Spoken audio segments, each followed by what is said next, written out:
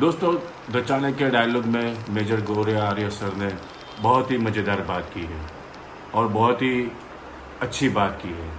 अगर मेरा वीडियो ये आपको पसंद आए तो आप लाइक कीजिए, सब्सक्राइब कीजिए एंड शेयर कीजिए। जय सिया राम। आपको आश्वासन देता हूं कि प्रधानमंत्री मोदी जी की लीडरशिप के अंडर जो आप चाहते हैं वो होगा। आप जो चाहते हैं, देश क्या चाहता है? देश यही तो चाहता है कि ठोक दो पाकिस्तान। आप अगर पाकिस्तान का मैप देखेंगे, पाकिस्तान के पास लड़ने के लिए जमीन नहीं है। इसीलिए हमारे जितने भी कस्टम्स की अथॉरिटीज हैं वो इसी बात पे नजर लगाए बैठे हैं कि पाकिस्तान कहीं चोर दरवाजे से भारत को माल तो नहीं बेच रहा। इससे ज्यादा तुम लोगों की लॉटरी का भी खुल सकती है। गजवाए हिंद करने का मौका है। जब गजवाए हिंद करने का मौका आया तुम रूसियों के पैर पड़ गए यार। तो लाल किले पे सब्ज परचम लहराएंगे इंशाल्लाह। क्या हुआ? जो चाइनीज खा लेता है ना, जो जूठा बच जाता है, वो पाकिस्तानी खाता है और कहता है ये मेरे किचन का खाना है। ये औकात इस कौम की। तो बिजली पर भी मारा, खाने पर भी मारा, पानी पर भी मारा। 3 गुना पाकिस्तान पे चोट पहुंचाई। इनको सुअर की खाल के दस्ताने बनाएंगे और जैकेट और टोपी बढ़िया वाली। इनको आने दो। The Indian army is waiting for you. तुम्हारा स्वागत किया जाएगा कश्मीर।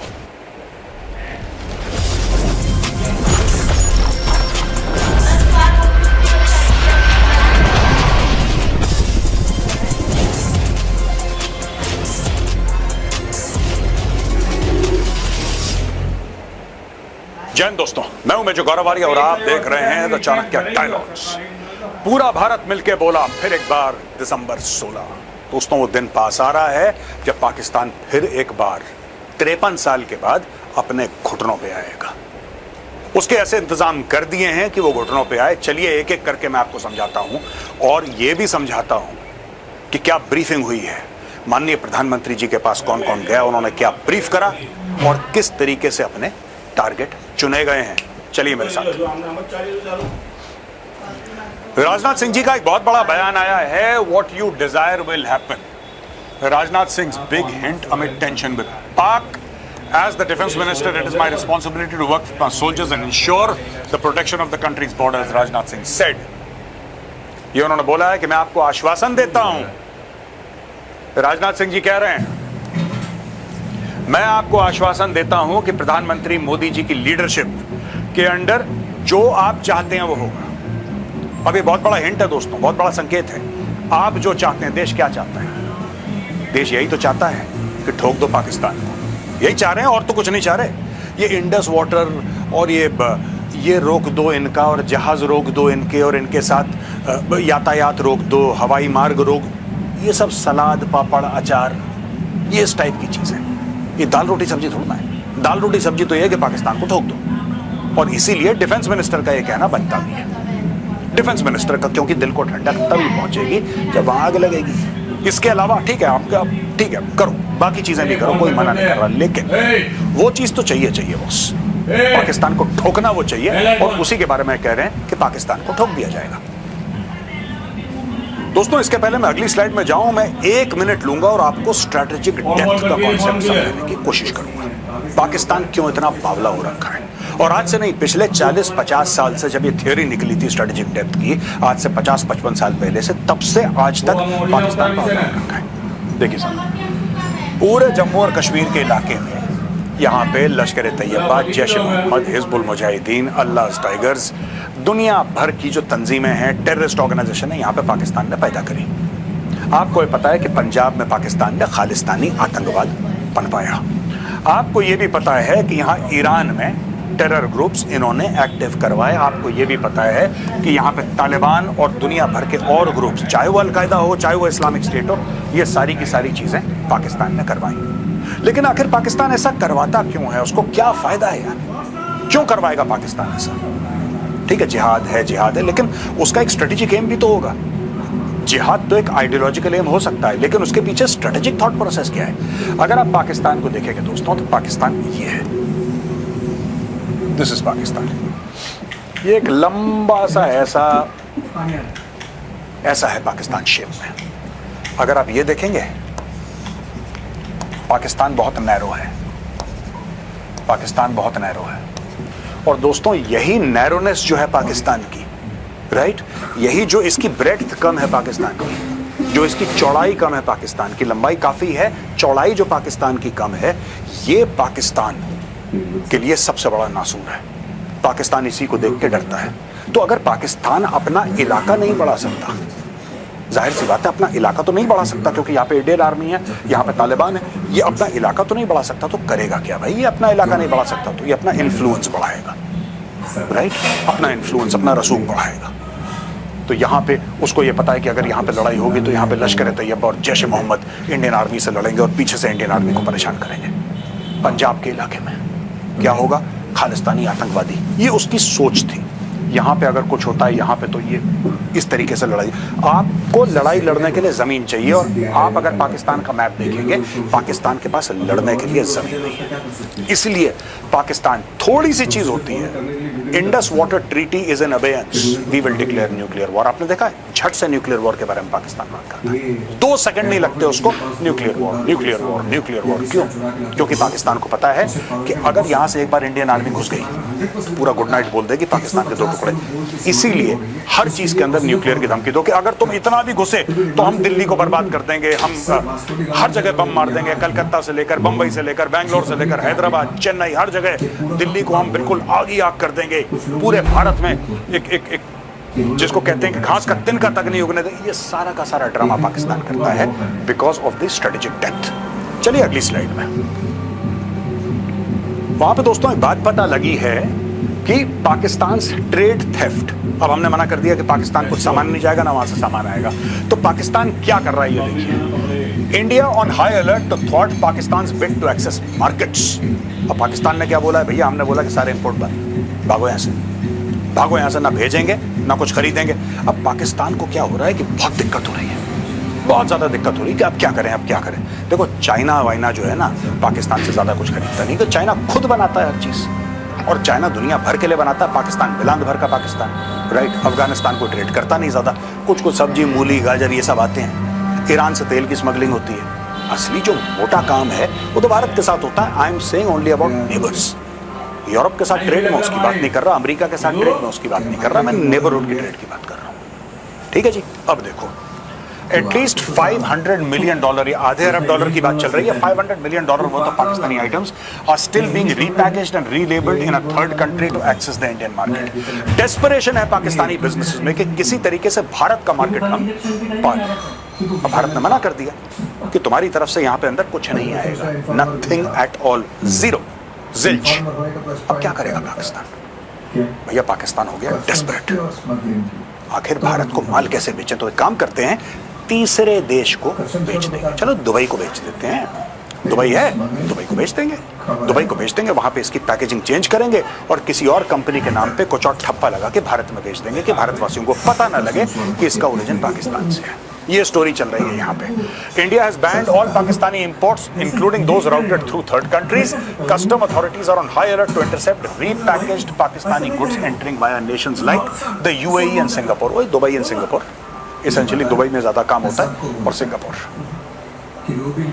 ये पाकिस्तान की चाल है। अचानक आप कहेंगे कि ये मेड इन पाकिस्तान, तो लिखा ही नहीं है, उसमें लिखेगा packaged in Dubai, packaged in Singapore. आप कह रहे हैं सिंगापुर का कोई दिक्कत नहीं, दुबई का है, कोई बात नहीं है, तो अच्छी बात है, दुबई से आ रहा है, फ्रेंडली एरिया, कोई दिक्कत नहीं है, घर की बात है, पर अंदर पाकिस्तानी माल है। इसीलिए हमारे जितने भी कस्टम्स की अथॉरिटीज हैं वो इसी बात पे नजर लगाए बैठे हैं कि पाकिस्तान कहीं चोर दरवाजे भारत को माल तो नहीं बेच रहा। और भारत के अंदर भी ऐसे जयचंद बैठे हैं दोस्तों जो कि चाहते हैं कि पाकिस्तान से माल आए, उनके ऊपर भी नजर रखनी पड़ेगी। वहां पे दोस्तों लगातार मीटिंग का सिलसिला जो है खत्म होने का नाम नहीं ले रहा, और लेटेस्ट है इंडियन एयरफोर्स एंड नेवी के चीफ्स जो हैं, आप ये देख सकते हैं, यहाँ पे नेवी चीफ हैं, ये एयर चीफ हैं, और ये लोग मिले हैं प्रधानमंत्री जी से और प्रधानमंत्री जी के साथ अपने प्लान्स डिस्कस करे हैं। अब ये प्लान्स कौन से हो सकते हैं? Which are these likely plans? Chief AP Singh, air force chief जो हैं, air chief marshal AP Singh met PM Narendra Modi and set to have briefed him on the preparedness of the IAF for retaliation. और Indian navy chief admiral Dinesh K Tripathi, so Chief of Naval Staff, Admiral Dinesh K. Tripathi spoke to the Prime Minister on the situation in the Northern Arabian Sea. All operational frontline warships of the Western Fleet with maritime patrol aircraft and fleet auxiliaries are out in the Arabian Sea. So, Chief of Air Staff and Chief of Naval Staff.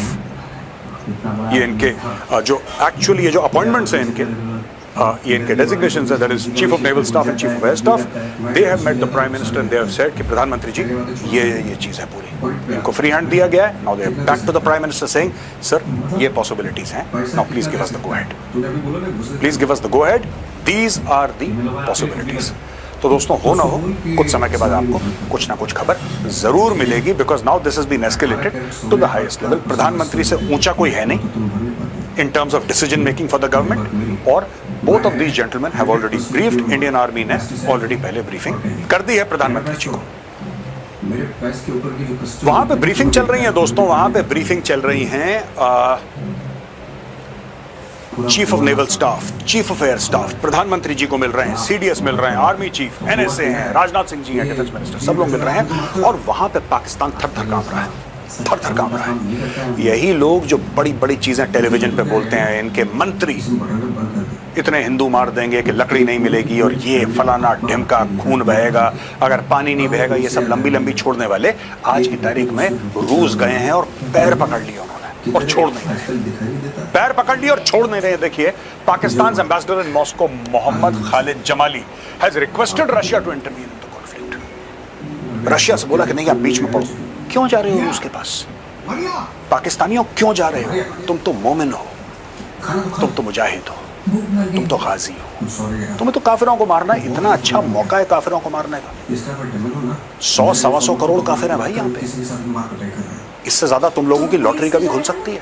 गजवाए Hind करने का मौका है, जब गजवाए हिंद करने का मौका आया तुम रूसियों के पैर पड़ गए यार, ये मुझे कॉन्सेप्ट समझ में नहीं आया। एक गोल्डन अपॉर्चुनिटी है, काफिरों का गला गोल्डन अपॉर्चुनिटी।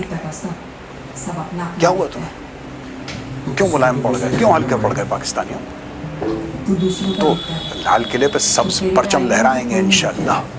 क्या हुआ, वहां पे जाके लेवरोव के पैर पड़ गए, पुतिन के पैर पड़ गए, क्या मालिक बचाओ, मोदी के सर पे खून सवार है, कुछ करो बचाओ। ये देखो Jamali said Russia had a historical role in mediating past India-Pakistan conflicts such as the Tashkent Declaration. Oh, Tashkent की याद आ गई। He emphasized Russia's strong relationship with both India and Pakistan. देखो ये है टिपिकल पाकिस्तानी पंजाबी झूठ। रशिया का क्या relation है पाकिस्तान, मैं जानना चाहता हूँ पाकिस्तानियों, अगर तुम ये वीडियो देख रहे हो तुमने कितने का माल बेचा रूस को, कितने का माल बेचा तुमने रूस को, ये तो समझाओ मुझे कि साहब इतने अरब डॉलर की ट्रेड है रशिया के साथ है? ये देखो चोर ऐसा लगता है दोस्तों, मोहम्मद खालिद जमाली ये चोर है, चोर की शक्ल है, चोर ऐसा लगता है। अगर कोई पूछे कि चोर कैसा लगता है, अगर आपसे आपका बच्चा पूछे कि पापा चोर कैसा लगता है, तो कहना बेटा चोर ऐसा लगता है। ये देखो he emphasized Russia's strong relationship with both India and Pakistan. ओहो, both India and Pakistan। आपने कितना माल खरीदा है रूस से, आप कब से रूस के साथ खड़े हुए हैं? ये पाकिस्तानी झूठ बोलते हैं, ये मक्कार लोग हैं दोस्तों। पाकिस्तानी वो थे जिन्होंने अमेरिका से पैसा लेकर रूस की पीठ पे खंजर उतारा था। The so-called first अफगान जिहाद, जब रूसी फौजें आई थी, यूएसएसआर की फौजें आई थी ना अफगानिस्तान के अंदर, उस वक्त जनरल जियाउल ने पैसे लिए थे, जियाउल हक ने, जनरल जियाउल टुक मनी, हमीद गुल आईएसआई का चीफ, ये सारी की सारी बदमाशी उन्होंने करवाई। हजारों रूसी फौजियों को मरवाने का जो जिम्मा था वो पाकिस्तान का था, और आज भी बड़े फक्र के साथ कहते हैं पाकिस्तानी कि हमने तोड़ा है रूस को, हमने सोवियत संघ को तोड़ा, ये बोलते हैं पाकिस्तानी। आप कभी भी देखिए इनके टेलीविजन पे देखिए क्या बातें होती हैं, दे ऑल से वेरी प्राउडली कि रूस को तोड़ने में हमारा बहुत बड़ा किरदार रहा है। अरे यार एक बात बताओ, अगर रूस को तोड़ने में तुम्हारा इतना बड़ा किरदार रहा है तो इनके पैरों पे क्यों गिर रहे हो, इनसे रहम की भीख क्यों मांग रहे हो? और तुम्हें क्या लगता है कि रूस जो है वो एक्चुअली इंटरवीन करेगा, मीडिएट करेगा भारत का? रूस तो कहेगा भैया, रूस क्या कह रहा है हमसे कि ये रहे SU-57, पैसे दो, SU-57 लो और जाओ बम मारो इस्लामाबाद में।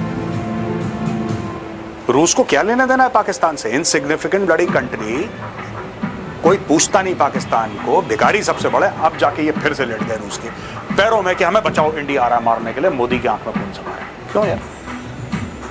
और देखो झूठ कितना बड़ा, Russia strong relationship with Pakistan. ये देखो इंडिया तो ठीक है, पाकिस्तान पाकिस्तानियों तुम्हारी किसके साथ स्ट्रॉन्ग रिलेशन, तुम रशिया के साथ कैसे स्ट्रॉन्ग रिलेशनशिप है, मैं बताता हूँ।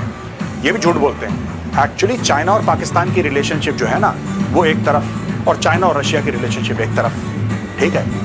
तो दोस्त का दोस्त अपना दोस्त, ये इनडायरेक्ट मार रहे हैं। इनकी खुद की रिलेशनशिप कुछ नहीं है रशिया के साथ, कुछ नहीं है।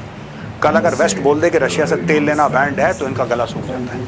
सिर्फ ये इमरान खान को दिखाने के लिए नवाज शरीफ ने तेल मंगवा लिया, शहबाज शरीफ ने थोड़ा सा रशिया से, और एक बार मंगवाया उसके बाद गला सूख गया इनका।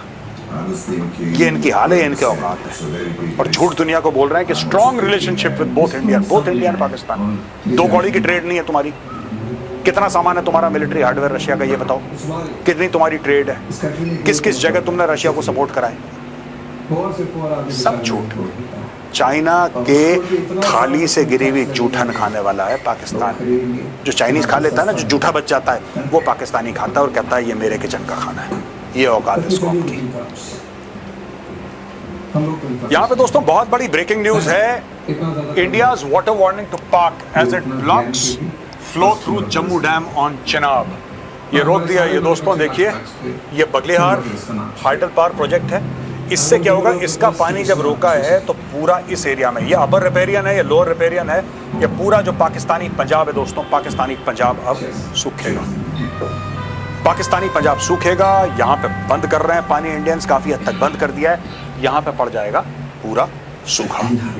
अब जाओ फिर से जाओ वर्ल्ड बैंक के सामने, अपनी फटी हुई इज्जत लेके IMF के सामने जाओ, वर्ल्ड बैंक के सामने जाओ, पाकिस्तानियों, यूनाइटेड नेशन सिक्योरिटी काउंसिल के पास जाओ और बोलो कि मोदी ने बहुत जुल्म कर दिया जनाब, हम तो मर गए, हम तो मर गए जनाब, हम तो मर गए। मोदी बहुत मारता है साहब, बहुत मारता है। कर दिया ना, हो गया ना।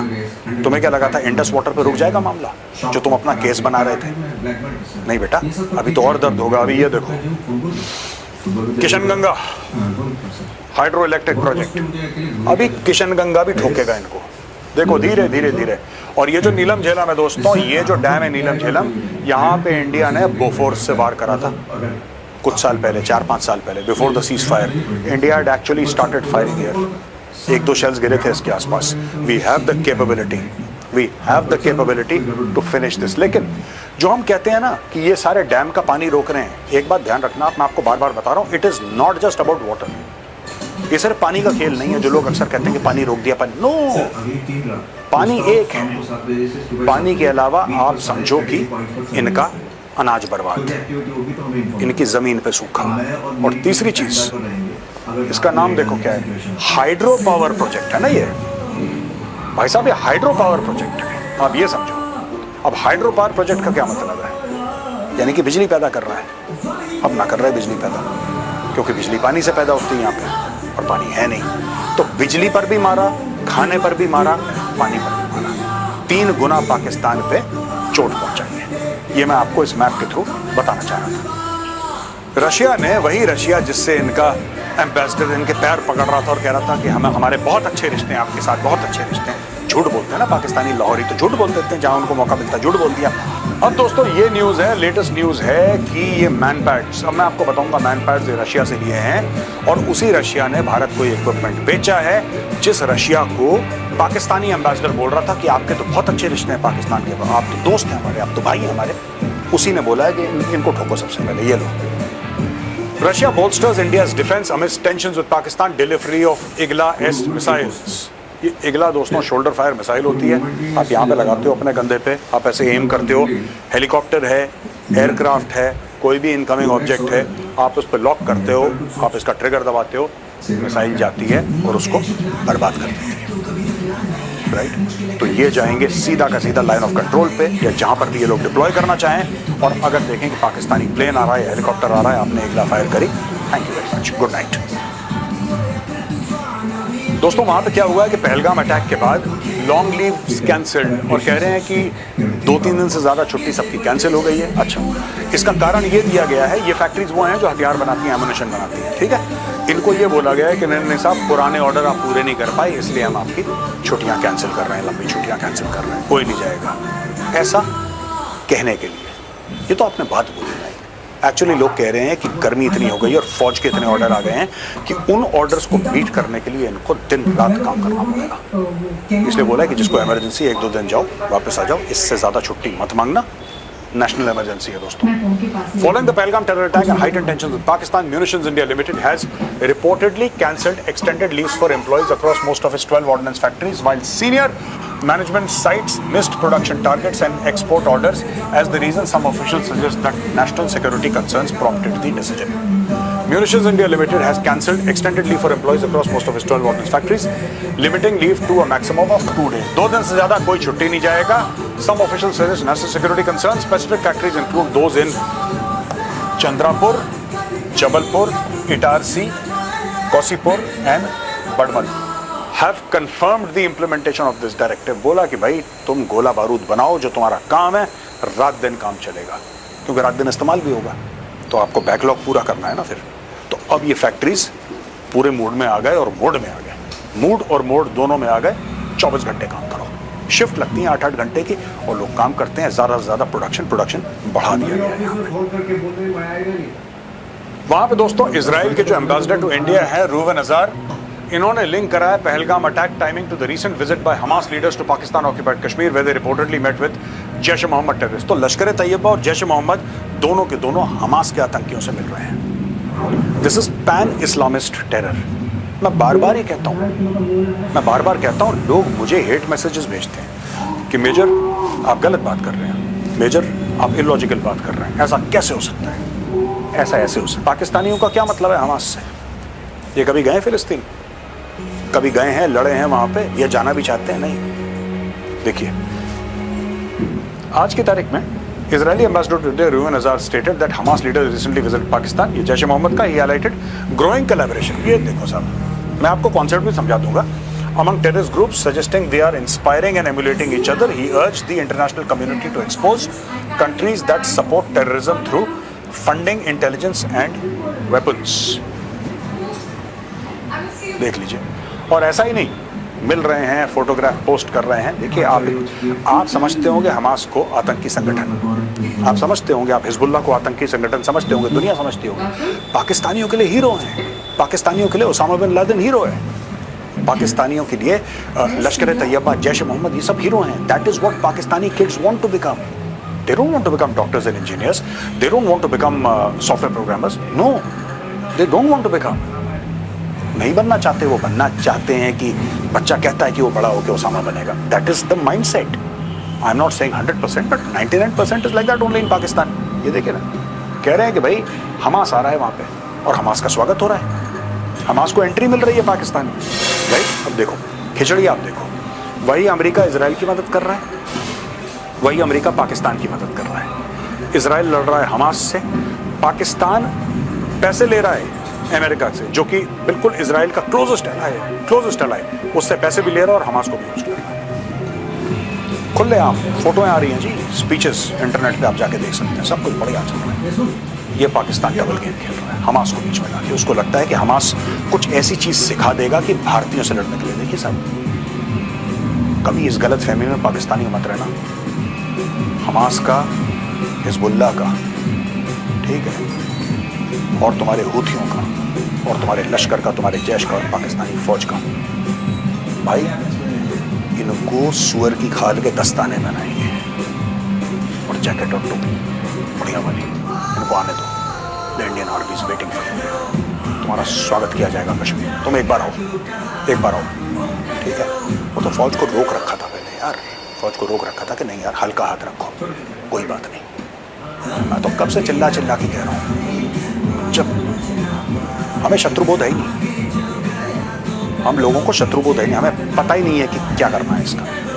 हम लोग कहते हैं चलो ठीक है, चुपचाप बैठा है, कोई बात नहीं. या तो पाकिस्तान दोस्त है या दुश्मन है. साफ सीधा कंसेप्ट होना चाहिए. गवर्नमेंट को भी मैं बोल रहा हूँ कि बॉस साफ सीधा, या तो दुश्मन है. अगर वो दुश्मन है तो आप पहलगाम का वेट मत करो. अगर आपने उसको दुश्मन ब्रांड कर दिया, पाकिस्तान ने तो आपको दुश्मन ब्रांड कर दिया, वो तो नहीं रुकता ना भाई. एक बात बताओ, पहलगाम का ट्रिगर क्या था? आप जो करेंगे अब पहलगाम के, आपने इंडस वैली का, नीलम झेलम का, ये दुनिया भर का किशनगंगा, ये सब कर रहे हैं आप, और बाद में आप अटैक भी कर रहे हैं पाकिस्तान पे. That is in retaliation to Pahalgam, right. वो तो पहलगाम का बदला है. लेकिन पहलगाम किसका बदला है? 26/11 किसका बदला था? 1993 बॉम्ब ब्लास्ट किसका बदला था? पार्लियामेंट पे अटैक हुआ, वो किसका बदला था? अक्षरधाम मंदिर पे हमला हुआ, वो किसका बदला था? जो कश्मीर में आतंकवाद पूरा फैला, हजारों लोग मर गए, किसका बदला था? जो पंजाब में इतना हुआ, हजारों लोग मर गए, हिंदू मर गए, सिख मर गए, वो किसका बदला था? हमने तो कुछ भी नहीं करा, हमने तो कुछ भी नहीं करा।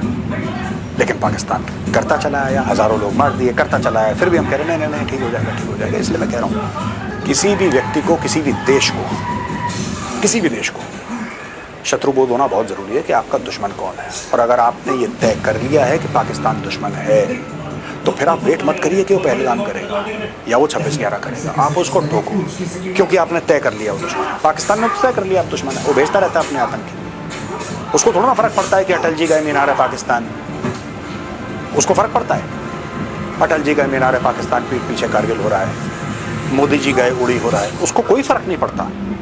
पाकिस्तान बिल्कुल क्लियर है कि भारत दुश्मन है। एक हाथ से वो हाथ मिलाएगा, दूसरे हाथ से खंजर डालेगा, ये पाकिस्तान की फितरत में है। आपको कब होगा शत्रुबोध? आपको कब लगेगा कि हाँ ये दुश्मन है और मुझे इसके साथ ऐसा व्यवहार करना है? आपको किस दिन लगेगा? बात यूनिटी की नहीं है, बात ये नहीं कि आपके पास कितने राफेल हैं, बात यह है कि आप में शत्रुबोध नहीं है।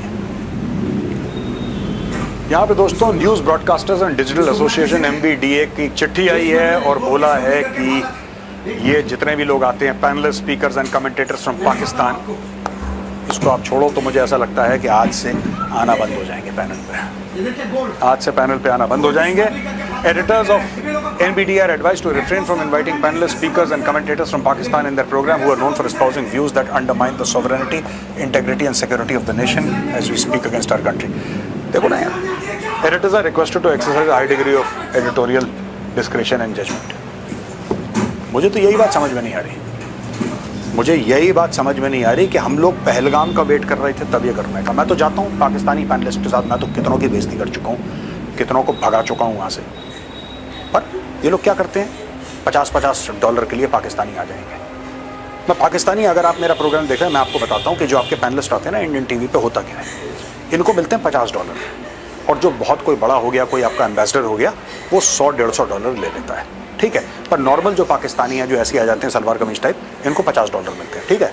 फिर इनको बैठाया जाता है वहाँ, और यहाँ पे पैनलिस्ट होते हैं, और एक एक करके इंडियन पैनलिस्ट पाकिस्तानियों की बेइज्जती करता है, खूब जलील करता है, इनको रुसवा करता है। जिन्ना को गाली, पाकिस्तान को गाली, तुम्हारा ऐसा, तुम्हारी ऐसी की तैसी, पूरा इनको बेइज्जत करा जाता है। जब पाकिस्तानी जवाब देते हैं तो इनका वॉल्यूम कम कर दिया जाता है, फिर वो भौंकता रहता है, कोने में बो बो करता रहेगा, उसको कोई नहीं सुन रहा, वो ऐसे ऐसा मुंह बना रहा है गंदा सा, उसको कोई नहीं सुन रहा। फिर अचानक उसका क्लियर करते हैं, फिर बोलते हैं गाली दो। फिर वो पाकिस्तानी सिर्फ एक चीज़ पूछते हैं कि भाई पेमेंट हो गई? मैं आपको सच बता रहा हूँ, मैं ट्रोल नहीं कर रहा, आप जाओ आप पूछ लो। ये मैं पाकिस्तानियों को बोल रहा हूँ, आप ये मत सोचना मैं आपको ऐसे ट्रोल करने के लिए कर रहा हूँ, नो, नॉट एट ऑल। आप जाके पूछ लो, और अगर मैंने गलत बोला है तो आप मुझे बताना कि मेजर साहब आपने गलत इन्फॉर्मेशन दी थी। इनको बुलाते हैं, कुछ लोग बिना पैसे के भी आते हैं, कुछ स्टूडियोज़ नहीं देते पैसा, कुछ स्टूडियोज़ पैसा देते हैं। और जब आप पाकिस्तानियों को बुलाते हैं, आपने $50 दिए हैं, आप इनकी जैसे कहते हैं ना कि आपने 500 रुपये दे दिया, अब आप भरपेट खाना खा सकते हो, जैसे बुफे होता है, आपने एक पेमेंट करी और आप जितना खाओ, वो पाकिस्तानियों का ही बुफे है। या आपने एक पाकिस्तानी को $50 दी और इसको पूरा 1 घंटे जलील करा, जिन्ना से लेकर शहबाज शरीफ तक, सबके कपड़े फाड़ो वहाँ पे खुल के। और ये होता है। आज के बाद ये भी बंद हो जाएगा, ये भी एक कमाई का स्रोत पाकिस्तानियों का बंद हो गया। I welcome this decision. ठीक है जी, तो आज का वीडियो यहाँ पे ख़त्म होता है दोस्तों। अगर पसंद आए तो उस वीडियो को शेयर कर देना। पता होना चाहिए कि जो टीवी पे पैनलिस्ट आते हैं ना पाकिस्तानी, वो क्यों आते हैं और अपनी ऐसी तैसी क्यों फिरवाते हैं $50 के लिए, क्या चक्कर है इसका, उनको भी पता लगे।